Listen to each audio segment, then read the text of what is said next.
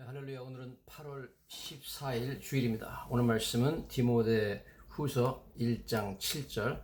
하나님이 우리에게 주신 것은 두려워하는 마음이 아니요 오직 능력과 사랑과 절제하는 마음이니, 그 말씀입니다. 그래서 오늘 우리 하나님 말씀처럼 하나님은 우리에게 두려운 마음을 주신 분이 아니라 우리에게 능력과 사랑과 절제하는 마음을 주신다. 여러분, 너무 감사하게도 하나님을 믿으면 하나님께서는 연약한 우리에게 늘 격려해 주시고 용기를 주시는 줄 믿습니다. 그것이 바로 하나님이시죠. 그래서 성경에 보면 신명기 31장에 모세가 120세가 됐습니다. 하나님께서 너는 요단강을 건너서 가나안 땅에 들어가지 못한다. 가나안에는 엄청나게 높은 성읍과 강력한 막강한 군대가 있습니다.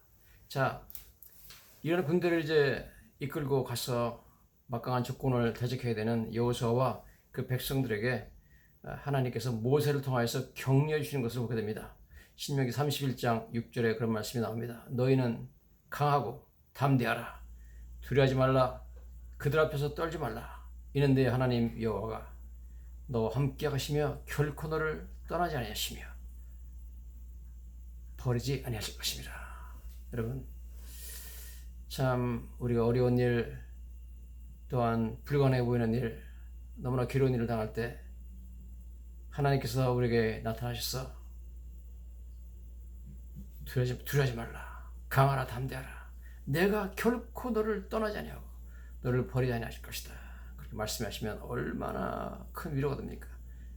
많은 사람들은 수천 년의 세월이 지났지만 이 모세가 이렇게 여호수아에게 이런 말을 한 것은 지금으로부터 한 3,500년 전 일입니다. 많은 오늘도 우리 하나님 믿는 사람들은 이 말씀을 읽으면서 이 말씀이 나에게 주시는 격려 말씀을 받아들이고 그나큰 격려를 얻게 되는 것입니다.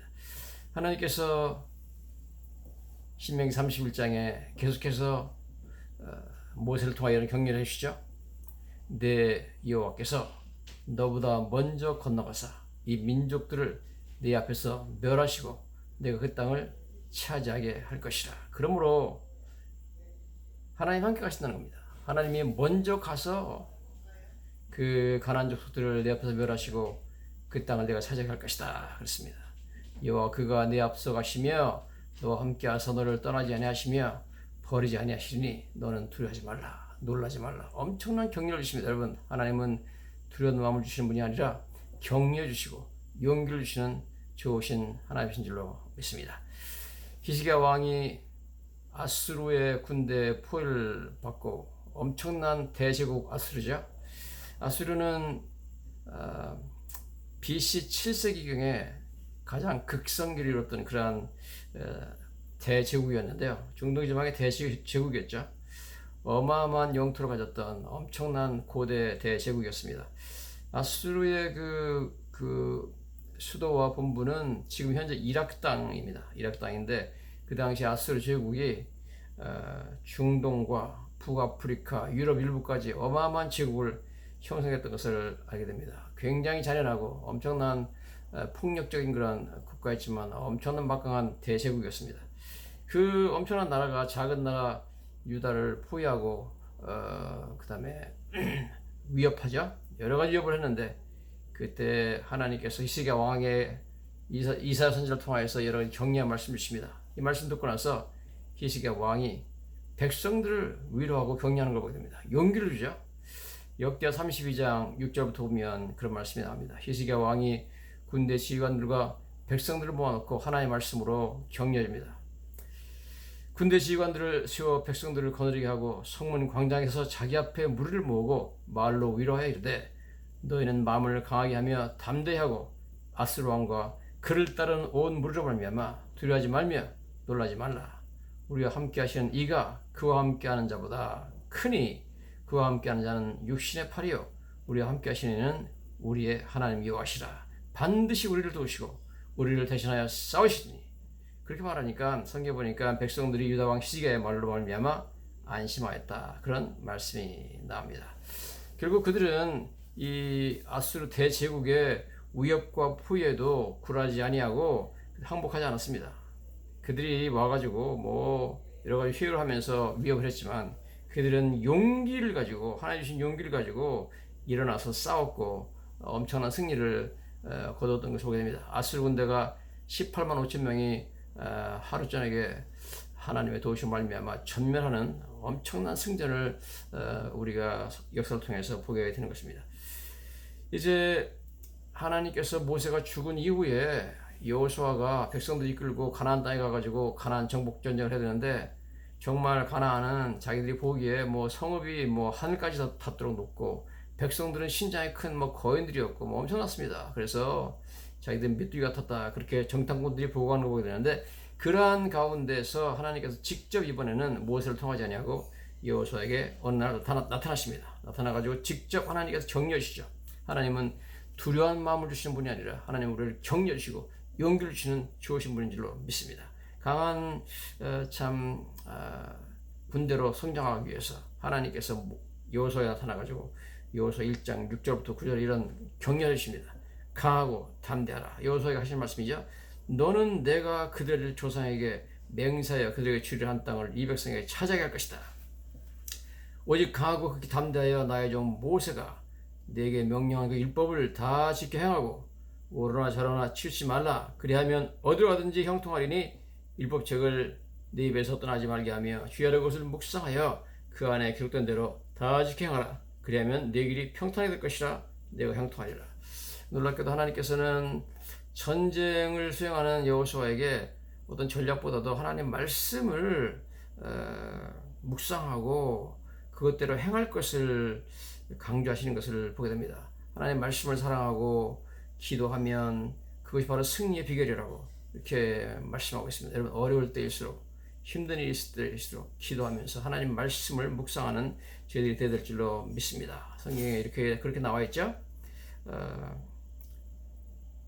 나의 종 모세가 명령하고 율법을 다 지켜 행하고 오르나 저르나 치우치 말아라. 율법책을 네 입에서 떠나지 말게 하며 주야의 것을 묵상하라. 참 이렇게 하나님 말씀을 늘 묵상하며 어릴 때마다 하나님 말씀을 묵상하고 또 입에서 떠나지 말게 하고 기도하면서 정말 어마어마한 그 불가능한 작전들을 수행해서 위대한 인류 역사의 승리를 기록한 사람이 있으니 다름 아니라 바로 메가더 장군입니다. 미국의 메가더 장군이죠. 1950년에 북한이 남침해가지고 뭐 3개월 만에 그냥 바로 낙동강까지 그냥 밀어붙인 엄청난 참 위기를 우리가 역사상에 맞이했습니다. 메가더 장군은 만약에 메가더를 통해서 인천 상륙작전이 성공하지 못했다면 한국은 완전히 북한에 점령당했을 것이 거의 확정적이었습니다. 그 당시 여러 가지 조건으로 봐서 인천 상륙작전의 성공 가능성이 5,000분의 1이었다고 말하고 있습니다.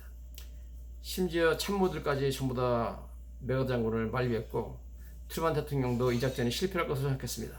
성공 확률 5,000분의 1에 도전한 사람 메가더 장군이었죠. 왜 메가더 장군은 그런 용기를 가지고 그러한 무모한 작전을 했을까요? 바로 메가더 장군이 하나님의 사람이었고 그는 경건한 사람이었고 기도하며 말씀 묵상한 사람이기 때문에 하나님께서 용기를 주신 줄로 믿습니다. 연합군 총사령관 메가더 장군은 나중에 그의 자서전에서 이렇게 말합니다. 오직 나의 능력에 의지하지 않고 전능하신 하나님의 능력만을 의지하여 이 작전을 수행했다 고백하고 있습니다. 메가더 장군은 1880년 1월 26일 미국 아칸소주에서 태어났습니다. 메가더의 할아버지는 미국의 주지사였고 대법관 출신이었고 아버지는 남북전쟁의 영웅이었습니다. 미 육군의 삼성 장군이었고 Third in Command라고 나와 있습니다. Third in Command라는 것은 미국에서 First in Command, Commander in Chief가 대통령이죠. 대통령 다음, 그 다음이니까 뭐 어마어마하게 미국의 서열 3위, 그러니까 집안이 엄청 좋은 집안입니다. 할아버지는 주지사, 아버지는 남북전쟁 영웅, 그리고 이 아버지는 나중에 보니까 필리핀 총독까지 했네요. 저 이런 집안에 태어나가지고 미국 육군사관학교 웨스트포인트에 입학하죠. 그래서 제가 여러 번 뉴욕에 살기 때문에 웨스트포인트에 뭐 손님들이 올 때마다 모시고 가는데 갔더니 거기서 그 안내하는 분들 거기 좀 버스 타고 이렇게 육군사관학교 안에서 안내를 하는 분들은 거의 다 육군사관학교 교수들의 부인입니다. 전부 다 뭐 그러니까 그 중요한 상당히 높은 장교들의 부인입니다. 그분들이 하는데 바로 그 메가더 장군의 어머니 얘기를 늘 하는 것을 보게 됩니다. 그 어머니는 미국 남부 기독교 가문에서 자란 독실한 기독교인으로서 철저한 신앙교육을 바탕으로 메가더 장군을 키웠습니다. 어머니는 메가더가 웨스트포인트에 입학하고 졸업할 때까지 4년 동안 학교 정문 건너편에 있는 주택에 거주하면서 매일 메가더를 위해서 기도하고 예배를 드렸다고 합니다. 거기 가서 이제 직접 들어보니까 안내하시는 그분의 얘기가 메가더가 너무 일찍 그 기숙사에서 부를 거면은 전화를 해가지고 왜 공부 안 하고 일찍 잤느냐 뭐 이렇게까지 전화를 했다고 합니다. 어쨌든 뭐 대단한 여인이었죠. 아들을 위해서 기도하면서 4년 동안 남편과 떨어져가지고 아들을 위해서 그렇게 기도했던 엄청난 사람이죠. 메가더 장군은 그래서 육군사관학교 1등으로 수석으로 입학했고 수석으로 졸업했습니다. 대단한 장군이죠. 뭐 어마어마한 집안이었고 메가더 장군은 이렇게 철저한 신앙생활의 원칙을 지켰습니다. 첫째, 술을 안 마셨고 매일 성경을 읽었고 매일 성경을 또 이렇게 카피 적었습니다. 그 다음에 전쟁터에서도 그는 늘 기도하면서 경건한 삶을 살았습니다. 승리할 때마다 모든 영광을 하나님께 돌리는 그런 겸손한 군인이었습니다. 인천 상륙작전을 준비하면서도 매일 저녁 그는 막사에서 기도했습니다.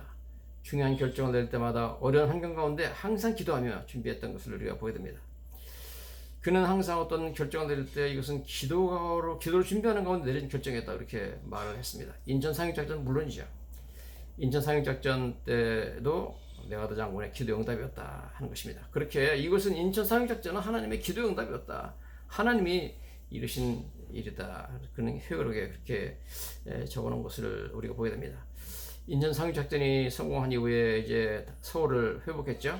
서울 점령하고 서울시청 맞은편에 그 당시에 국회가 있었는데 거기서 머리를 숙여서 메가더 장군이 기도했습니다. 참모들도 전부 다 따라서 뒤따르는 참모들도 다 기도했다 그런 내용이 나옵니다. 그때 기도한 내용이 너무너무 감동적입니다. 뭐라고 기도하냐면 이렇게 메가더 장군이 기도했습니다. 하나님의 은총을 입어 우리 부대는 한국의 서울을 해방시켰습니다. With God's grace, 하나님의 은혜로 our unit, 우리 부대가 liberated Seoul, Korea, 한국 서울을 해방시켰습니다. 이 거리는 북한 김일성 공산주의자의 압제에서 해방되어 자유와 인간의 존엄을 다시 누리게 되었습니다. 맞죠? 공산주의 치면 우리나라가 뭐 자유와 인권 뭐 이런 거는 꿈도 못 꾸죠, 여러분. 지금 김정은 통치하에서 그냥 완전히 죽을 고생해야 되는데 지금 무슨 뭐 세계 뭐 10인의 경제 대국이 돼가지고 막 그냥 엄청난 참 번영을 누리는 나라는 꿈도 못 꾸죠, 여러분. 이 결정적인 승리를 우리에게 주신 하나님 감사드립니다. 그렇게 기도한 후에 그는 참모들에게 다 같이 우리 주기도문을 외우자 그랬습니다. 사람들이 일제히 일어서서 흙으로 얼룩진 전투문을 벗고 함께 주기도문을 외웠다 그럽니다.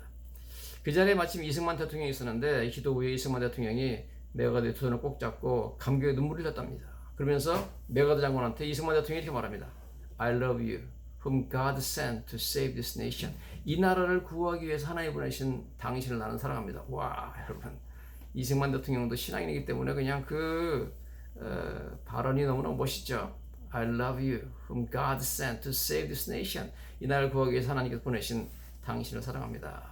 와, 하나님께서 우리나라를 구하기 위해서 보낸 두 사람, 이승만 대통령과 메가더 장군 두 사람이 손붙잡고 우는 그런 감격적인 순간이 우리나라를 이제 인천 상륙작전 이후에 있었던 일입니다.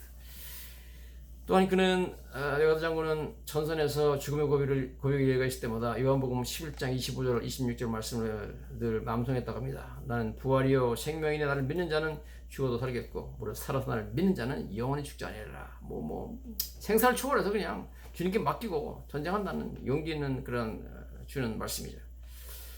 놀라운 사실은 이런 주제를 암송할 때마다 하나님께서 죽음의 위기에서 벗어나게 해주셨다 그렇게 말하고 있습니다.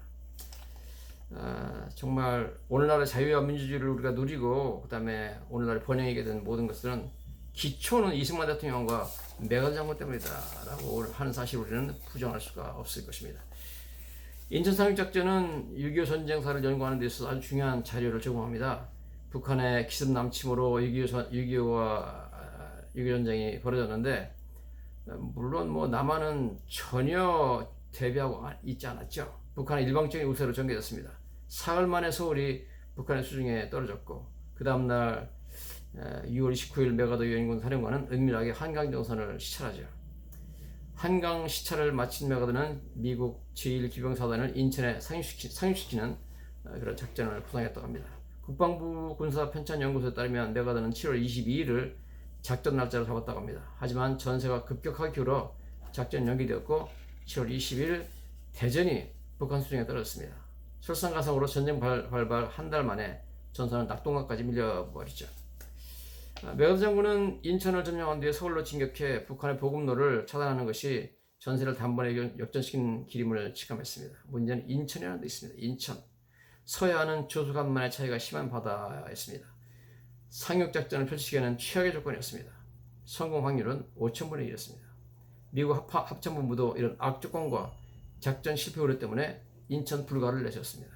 미국은 인천 대신 군산을 작전지역으로 제시했습니다. 동해안 쪽에 있는 주문진도 어떠냐 그렇게 제시했습니다. 메가더는요 용기 있는 사람이었습니다. 하나님을 믿기 때문에 하나님 주시는 용기, 하나님은 두려운 마음 주시는 분이 아니라 하나님은 용기를 주시고 하나님께 격려 주시는 분입니다. 하나님께 기도해가지고 하나님께 인천을 상륙하라 해가지고 뭐 인천을 상륙해가지고 서울을 금방 회복하고 수복하고 그 다음에 보급로를 끊어가지고 뭐 북한군들은 뭐 완전히 허리가 끊겼으니까 뭐 주장랑 치며 산으로 해서 북한으로 도망갔죠. 미국은 사전에 인천 상륙작전에 성동 격사작전으로 해가지고 거짓 정보를 흘렸죠. 그래서 마치 인천이 아니라 미군들이 군산이나 그 포항 쪽, 영덕 쪽으로 상륙할 것처럼 그렇게 기만작전을 펼쳤습니다. 그래서 군산 쪽으로 혹은 지금 영덕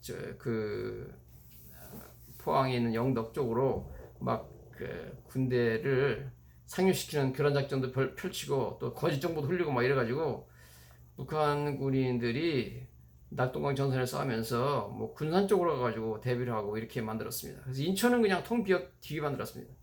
그 기만작전을 펼치는 가운데 미국 제10군단 제1해병사단과 7보병사단 지상군 7만 5천 명이 상륙작전에 참가하죠. 미국, 영국, 카나다, 호주, 뉴질랜드, 프랑스, 한국 등에 소속된 함정 261척이 인천 앞바다에 투입됐습니다.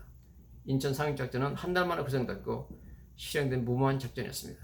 2차 세계대전 당시 노르망디 상륙작전은 1년간의 준비 기간을 거친 후에 이루어졌습니다. 그것에 비하면 인천 상륙작전의 성공 확률은 5,000분의 1밖에 안 됐다 하는 겁니다. 엄청난 참 거의 불가능해 보이는 작전을 수행해가지고 전쟁을 어마어마한 승리를 이끈 메가더 장군의 그러한 용기는 어디서 났을까요? 바로 하나님께서 주신 줄로 믿습니다.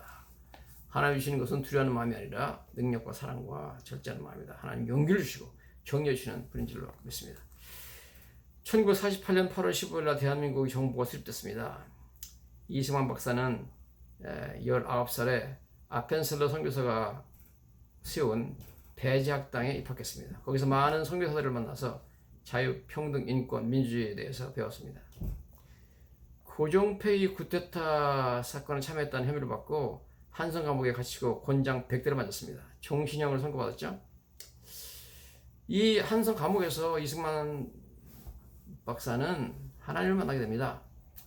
이 감옥에서 하나님을 만나게 되는데 이승만 박사의 자서전에 의하면 나는 감옥에 홀로 있는 시간이면 성경을 읽었다. 와, 이거 참 중요하죠. 여러분, 하나님 말씀을 읽는 거, 성경 읽는 거 엄청 중요합니다.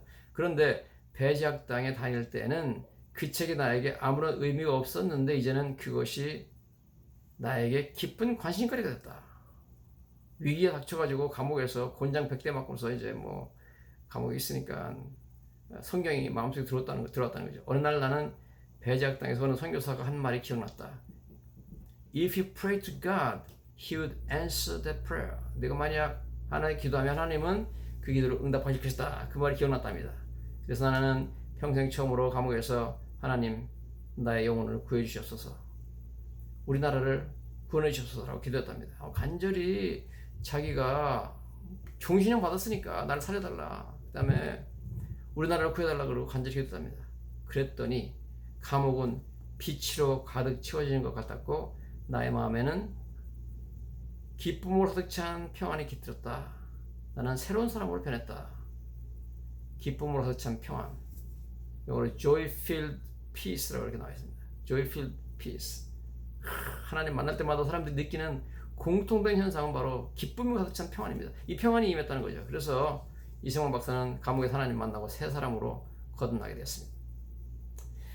이승만 박사 회고록입니다. 그때까지 내가 선교사들과 그들의 종교에 대해서 갖고 있던 증오 그리고 그들에 대한 불신이 사라져버렸다. 그들이 우리에게 대단히 값지게 여기는 귀중한 것을 알리려고 우리가 왔다는 것을 나는 깨달았다. 선교사가 얼마나 중요하고 그들이 얼마나 고마운 분인가 하는 것을 깨달았다는 겁니다.